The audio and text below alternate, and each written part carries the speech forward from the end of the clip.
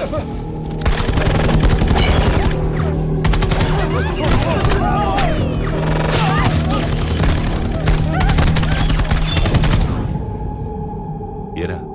60 ఏళ్ళొచ్చిన హానెస్టీతోనే పోతావా?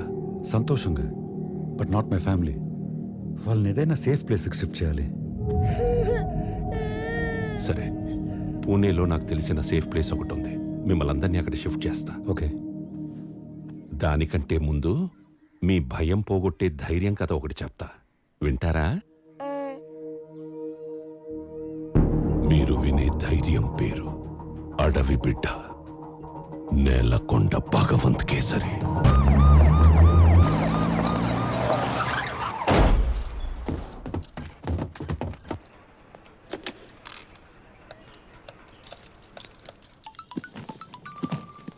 Daddy phone.